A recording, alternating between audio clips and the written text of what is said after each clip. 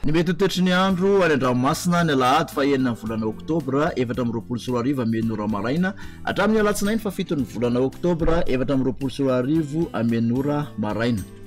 Fampitandremana makasika ny alondrano dia mbola ikorotana hatrany ny toetry ny andro any Andranomasina any amin'ny morontsiraka ampovoany atsinanana iny noho ny alondrano avy atsimo atsinanana. Voakasikin'izany dia ny morontsiraka eo anelanelan'ny Mahanoro sy ny Tanjona Angotsy manakery kosa ny fizazana ho an'ny tamin'ity anio ity. Makasika ny morontsiraka atsinanana ary Tanjona Bobaomby hatrany amin'ny Tanjona Angotsy andraona sitokotoko ny andro.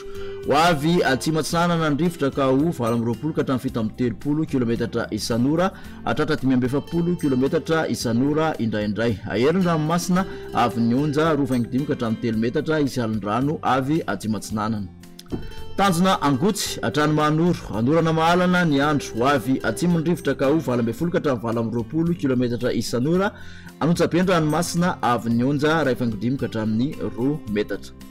Manoratra ny taolany andro andrana sitokotokona ibalika ny masoandro. Hoavy atsinanana ny rivotra amin'ny ankapobeny ka ho 7 ka hatramin'ny 20 kilometatra isan'ora anonjaben-dranomasina avy nionja 25 ka hatramin'ny 2 metatra.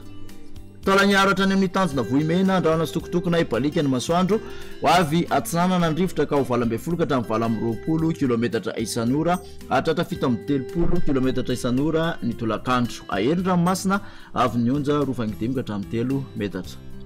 Morontsiraka andrefana Tanjona Vohimena hatrany amin'ny Tanjona Akaboa ibalika ny masoandro. Hoavy atsimo atsinanana ny rivotra ka ho 20 ka hatramin'ny 570 kilometatra isan'ora anonjabena aherindranomasina avy nionja 2 ka hatramin'ny 3 metatra isy alondrano avy atsimo andrefana. Tanjona Akaboa hatrany amin'ny Tanjona Velanandro isy tandrifin-drahona vitsy manamorona ny melaky indrindra ny voamaraina. Hoavy atsinanana ny rivotra ka ho 7 ka hatramin'ny 20 kilometatra isan'ora ny maraina.